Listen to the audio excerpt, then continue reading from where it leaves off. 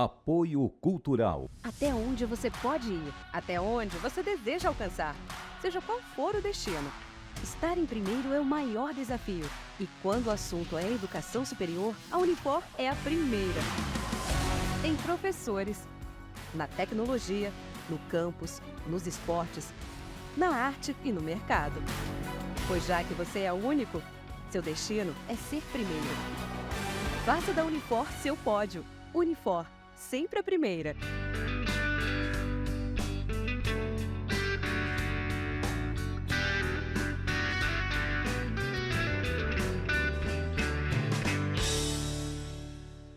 Viver Mais no Ar, e hoje a alegria de tomar aqui um café com o Dr. Edson Muniz Júnior. Dr. Edson, seja muito bem-vindo ao Viver Mais, um brinde à vida. Um brinde à vida, muito obrigado pelo convite. Estou muito feliz em estar aqui com você hoje, viu? A alegria é toda minha, Dr. Edson. Dr. Edson é presidente da Sociedade Brasileira de Geriatria e Gerontologia, Seção Ceará. E óbvio que nós vamos falar sobre geriatria, sobre velhice. E eu gostaria de começar, doutor Edson, muita gente tem dúvida. Geriatra é médico de velho? O que é que o geriatra faz?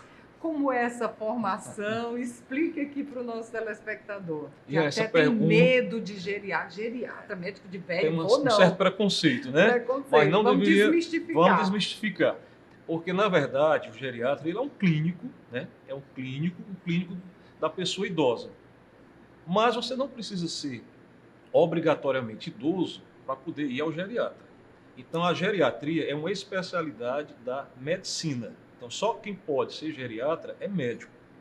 A gerontologia é aquela área, né, da ciência humana que estuda o processo de envelhecimento.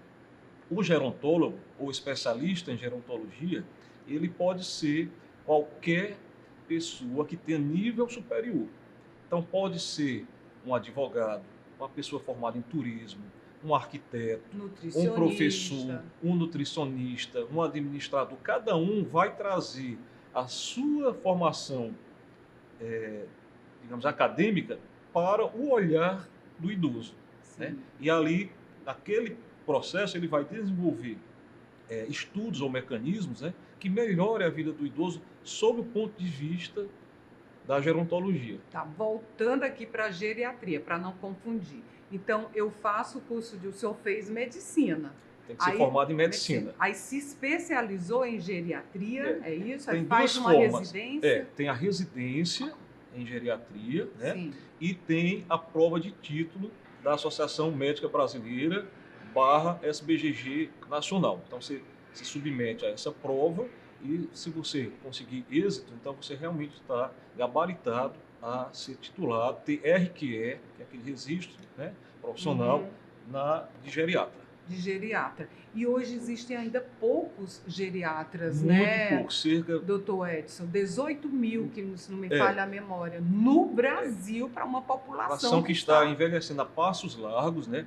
Nosso país, o mundo todo está envelhecendo assim de forma galopante, né? E o boom mesmo nós vamos ter em 2050, né? Nós vamos ter um envelhecimento populacional assim de forma bem alarmante, acelerada, né? Principalmente nos países subdesenvolvidos ou que estão em desenvolvimento, né? Porque os países mais ricos, os países da Europa e Estados Unidos, eles já tiveram esse envelhecimento, né? E agora atingiram como se fosse um platô, né? O envelhecimento ele vem se fazendo de forma mais gradual. Nós não, nós ainda estamos nesse processo acelerado, né? Então, mais ou menos 2050, que são as projeções demográficas que nós temos, né? De muitos idosos, tanto no Brasil como no mundo todo, né? Cerca mais ou menos de 1 bilhão e 600 milhões de idosos no mundo todo é a projeção para 2050. Daqui 25 anos, né? Estamos aqui. Nós né? estaremos nessa lista, bem próximo. doutor Edson. Estaremos sim. Estaremos vivendo exatamente esse momento. Mas para nós vivermos... eu li recentemente, segundo o IBGE, daqui 25 anos seremos 30% de idosos. Vai ter um aumento de 100%. Hoje somos 15%.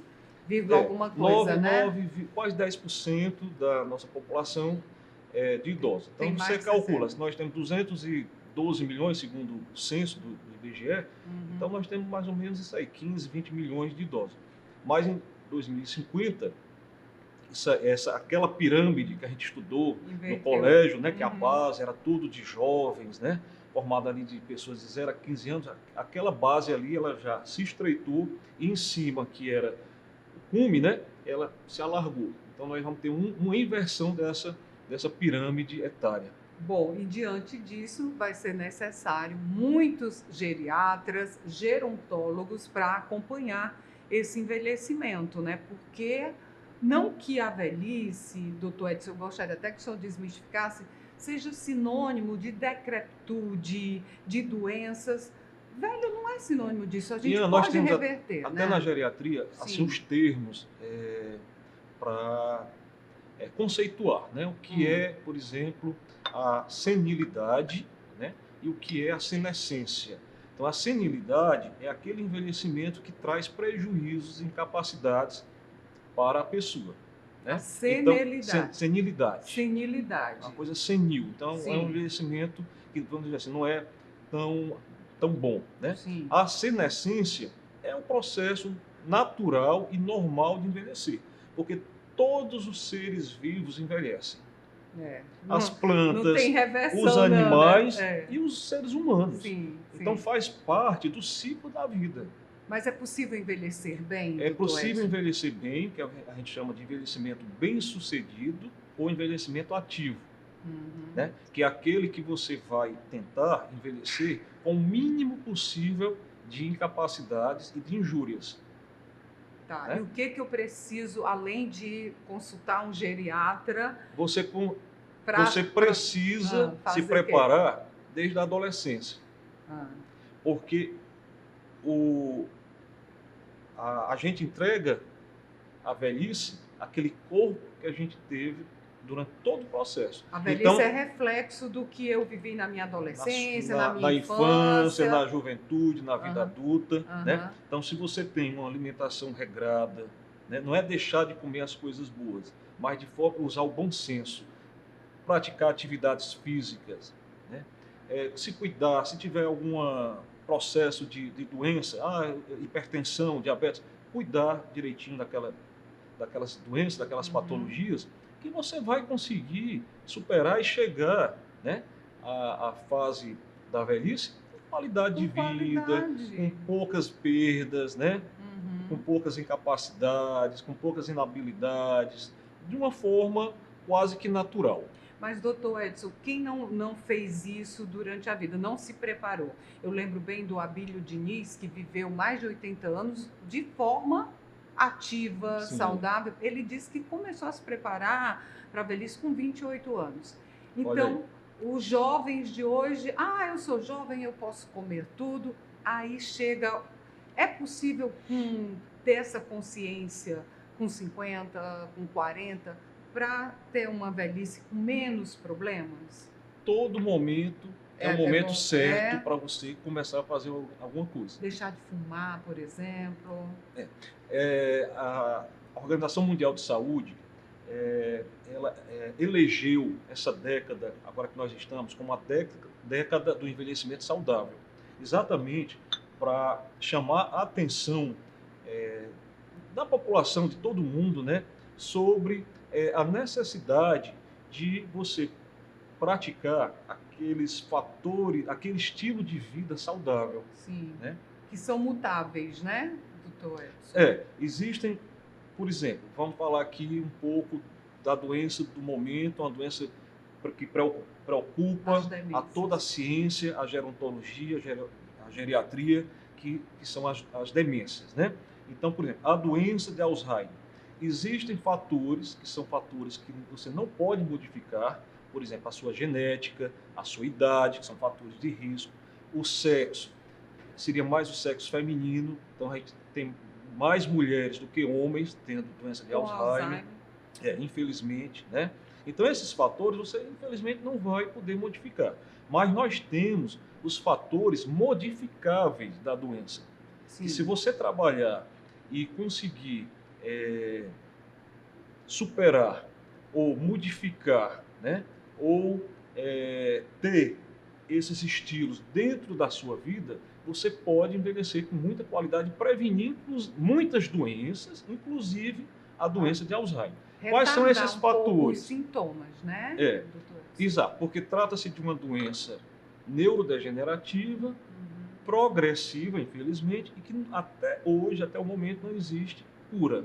Existe um tratamento paliativo, né, para dar melhoria na qualidade de vida desses pacientes, da família, e diminuir os sintomas. Sim. Mas a gente fala já um pouquinho, pode até falar mais um pouquinho da doença. No próximo bloco, eu quero frisar bem nas demências. Pronto, e eu queria falar, porque é muito importante a gente não falar só da doença, Sim. só dos sintomas, mas falar do que a gente pode fazer para prevenir a doença. Sim. Eu acho que isso aí é que é o Todos importante. querem saber, doutor Edson, o que eu tenho que fazer para prevenir, principalmente, as demências que são tão comuns nessa fase. Pronto, eu lhe falei dos fatores que são modificados. Sim, então, vamos lá. A Organização Mundial de Saúde também coloca, assim como parâmetros, né, 12 fatores de risco para a doença de Alzheimer. Né? Então, a primeira, baixa escolaridade. Então, você pode reverter? Pode. Mas eu não estudei quando era mais jovem. Por quê? Porque a escolaridade e o grau de instrução é importante. Porque você vai formar durante toda a sua vida o que a gente chama de reserva cognitiva. Então, a reserva cognitiva é exatamente aquelas conexões neuronais, né, do aprendizado.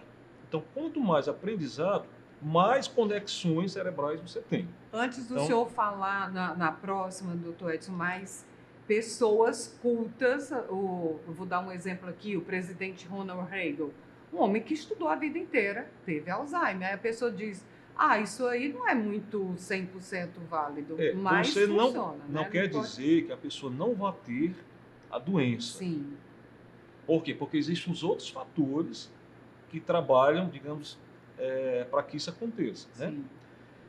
Mas você pode postergar o início do aparecimento dos sintomas e o início das suas incapacidades. Então, educação. Então, você estudar. pode, ao invés de, por exemplo, digamos, você ia ter demência aos 65 anos, você vai ter com 80, 75, 80. Então, você posterga, Entendi. porque você tem uma reserva que lhe permite você ter mais anos de vida com qualidade. Perfeito. Então, educação. Qual seria A outra forma seria de o evitar? trauma craniano, aqueles traumas cranianos de grande intensidade, né? Então, tem estudos mostrando que aqueles traumas na cabeça em que a pessoa perde até a consciência, né? Então, se perde um trauma, digamos, de importância, né? Então, esses traumas podem causar lesões que futuramente podem vir a desenvolver a doença. Então, o segundo seria esse trauma. O outro seria hipertensão arterial. Pressão alta. Pressão alta. Então, tratar e controlar o máximo possível os seus níveis pressóricos. Porque é deixando, possível, né? Sim, hoje nós temos medicamentos, vasta né? quantidade, gama de medicamentos muito bons que tratam plenamente a pressão alta. Certo. O outro seria diabetes. Também tratar o diabetes também, né? Por quê? Porque o diabetes ele gera um processo de inflamação crônica, todo o organismo, né? Inclusive nas células nervosas, nas bainhas, né? dos neurônios, né? E esse processo inflamatório crônico ele traz repercussão negativa, né? Ao longo dos anos, né? Sim. O outro seria obesidade. Controlar o então, peso. controlar né? o peso, né? Aí isso aí já controla como? Dieta e exercícios físicos, isso, né? Então, isso. cada hipertensão, medicamento, diabetes, medicamento, dieta, atividades físicas. Outro fator de risco seria o uso excessivo de bebida alcoólica.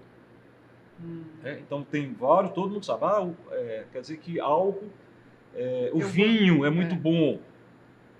Com prudência, Com prudência, né? dentro de uma determinada quantidade por dia Sim. de vinho, como qualquer outra por bebida semana, alcoólica. né? Vamos botar aí por semana. Mas existe um estudo que eles Por dia calculam pode, a quantidade de cada bebida alcoólica, do Ah. uísque, do vinho, da cerveja, né? Certo. Para o homem e para a mulher, porque a diferença a quantidade para o homem e para a mulher também é diferente para cada gênero, né? Tá. Então, obesidade, uso do álcool, que eu já falei, tabagismo.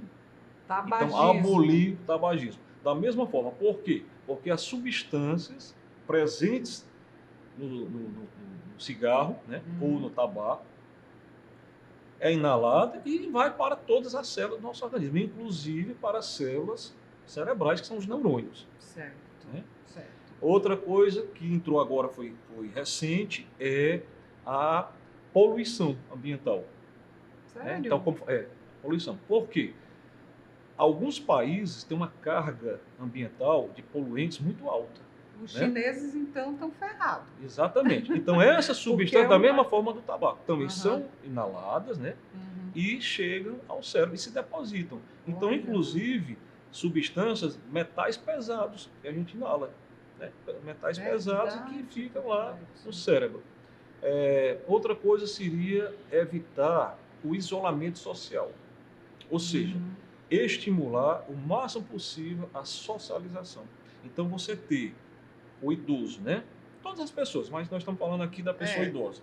Ter essa rede network, quer dizer, ele ter esse convívio, não só com o idoso, mas inclusive também com jovens. É muito salutar a intergeracionalidade que Isso. chama, né? A Exatamente. gente ensina eles e aprende com A eles. gente aprende muito, eu aprendo muito com os meus filhos, né? Aham, Porque eles têm um time assim, muito diferente do aham. nosso, principalmente em termos de mídias, né? de equipamentos, né? São bons assessores nessa Isso. área, né, doutor Edson? Apesar de às vezes nos criticar, né? Mas Como é Mas que você tem essa idade? não sabe papai isso. É formado e não sabe. acontece muito. Vocês nasceram nessa época, nós não, né, doutor Edson? É por aí.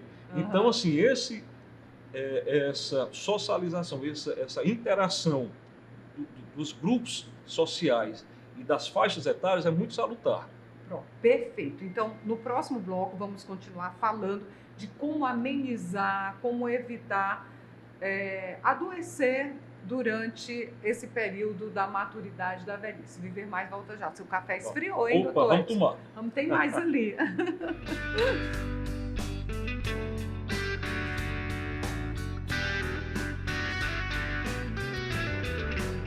Apoio Cultural. Até onde você pode ir, até onde você deseja alcançar, seja qual for o destino. Estar em primeiro é o maior desafio. E quando o assunto é educação superior, a Unifor é a primeira. Tem professores na tecnologia, no campus, nos esportes, na arte e no mercado. Pois já que você é o único, seu destino é ser primeiro. Faça da Unifor seu pódio. Unifor, sempre a primeira. Até onde você pode ir, até onde você deseja alcançar, seja qual for o destino. Estar em primeiro é o maior desafio. E quando o assunto é educação superior, a Unifor é a primeira. Tem professores na tecnologia, no campus, nos esportes, na arte e no mercado. Pois já que você é o único, seu destino é ser primeiro. Faça da Unifor seu pódio. Unifor, sempre a primeira.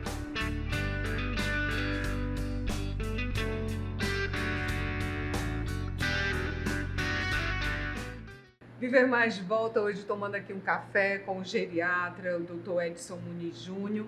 Dr. Edson, nós já falamos, né, sobre como evitar ou retardar a questão da demência. O senhor tem uma clínica onde desenvolve um projeto. O senhor falou, por último, na socialização, né? Muito idoso chega a certa fase da vida, não vou mais fazer nada, se acomoda. Como é que funciona essa interação, a ginástica cerebral? Vamos aí animar essa geração dos cabelos brancos, né? É isso. Porque de velho eles não gostam de ser chamados, Não, né? não. É abusivo, né? Tem a forma carinhosa de você tratar, mas o que a gente vê hoje em dia é o bullying contra os idosos, né? Para usar um termo bem jovial, bem atualizado, né? Que é o idadismo, ou ageísmo, né? Que é um termo americanizado, né? E exatamente aquele preconceito, né? Contra a pessoa idosa. Em todos os campos da sociedade, né? Então a gente vê muito isso. Sim, Aí então esse projeto o que o senhor projeto, desenvolveu, por quê? como Porque é importante, como é que é o é nome? Revitale. Revitale. Interessante. Então lá na clínica a gente já tem esse programa há mais de 13 anos, né? Nossa.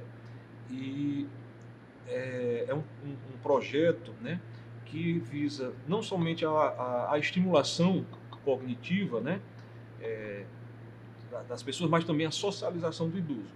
Então são atividades que são feitas durante a semana. Nós temos grupos, então esses grupos eles são De que idade? triados. Mais de 60? Pode ser até antes, né? Porque Pode ser existem antes, os né? grupos de prevenção e os grupos já terapêuticos, digamos assim, para Pessoas que já têm já que uma estão certa com, demência. com uma certa demência. Seja uma demência leve, seja uma pré-demência, que é o Uhum. CCL, que a gente chama, que é o comprometimento cognitivo leve, né? São aqueles primeiros indícios de que a memória... Quais são, assim, doutor Edson?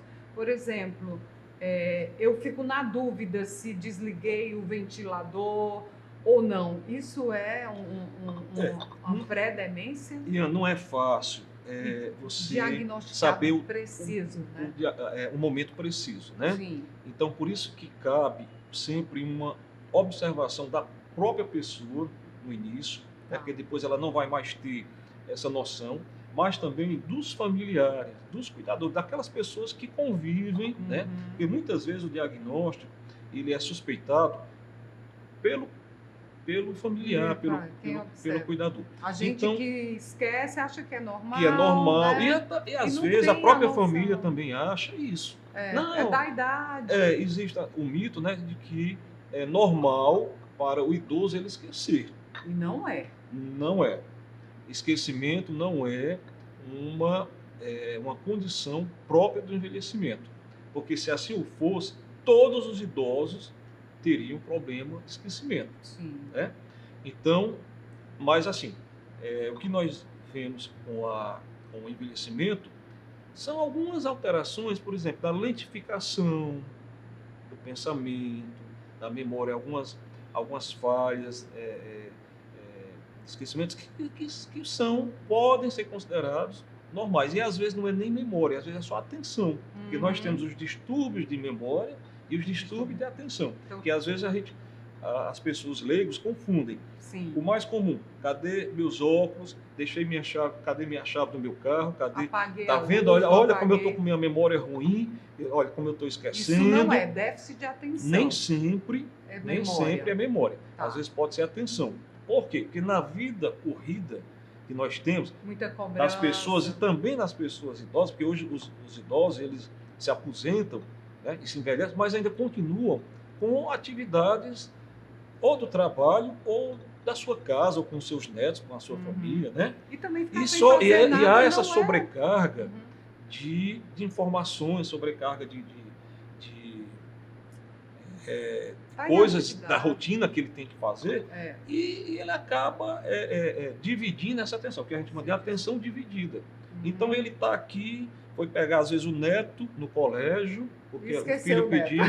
Não, mas assim, aí depois vai no supermercado, porque tem que comprar alguma coisa para casa, depois vai ter que ir no banco, resolver alguma coisa, depois vai ter que ir numa consulta médica. Aí chega em casa, deixa uma chave, deixa um óculos. Eu já tive paciente que me relatou que os óculos na cabeça e procurando meus óculos, até que a pessoa, mas está aí na sua cabeça seus óculos. Está aqui, quer dizer. Então isso às vezes não é problema de memória.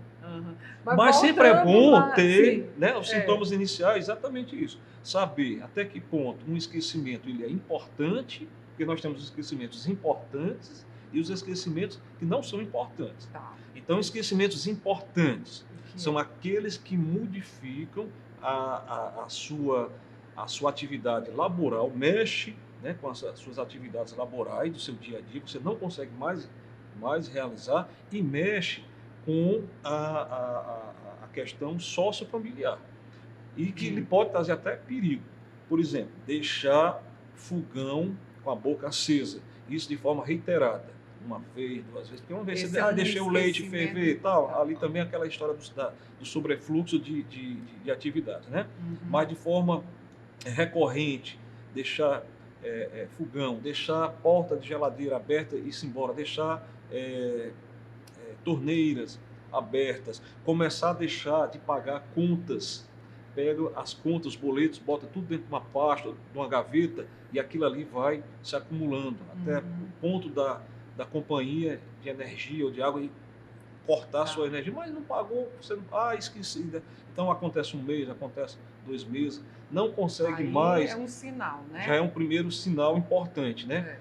Dentro da sua atividade profissional, você já não consegue realizar as suas atividades a contento. Aí já nos casos mais severos, né, avançados, digamos assim, com desorientação, sair de casa e se perder na rua, né, começar a esquecer o nome de pessoas importantes, não é o nome daquele colega, que isso aí também é outra coisa.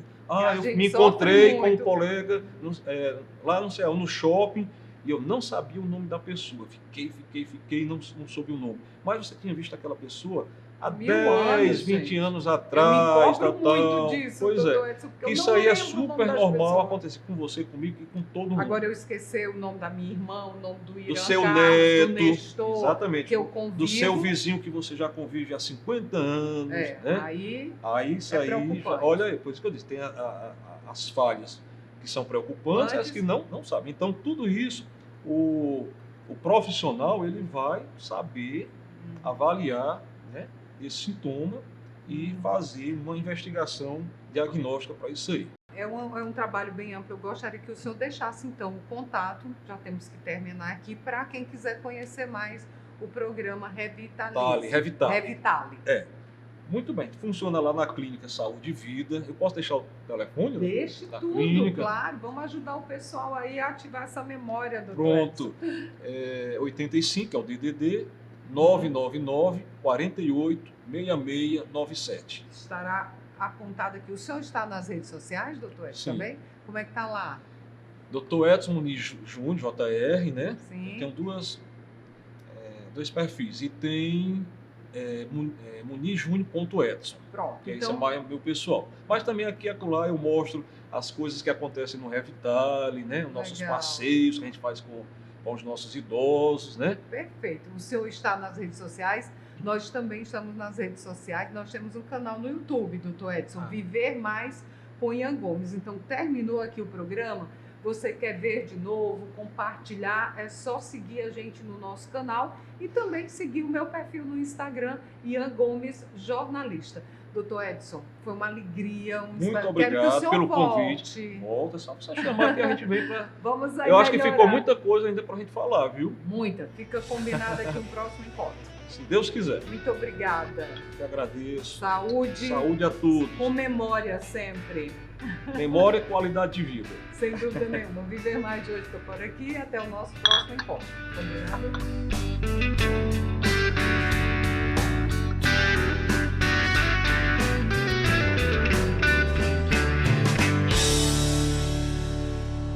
Apoio Cultural. Até onde você pode ir, até onde você deseja alcançar, seja qual for o destino. Estar em primeiro é o maior desafio. E quando o assunto é educação superior, a Unifor é a primeira. Em professores, na tecnologia, no campus, nos esportes, na arte e no mercado. Pois já que você é o único, seu destino é ser primeiro. Faça da Unifor seu pódio. Unifor, sempre a primeira.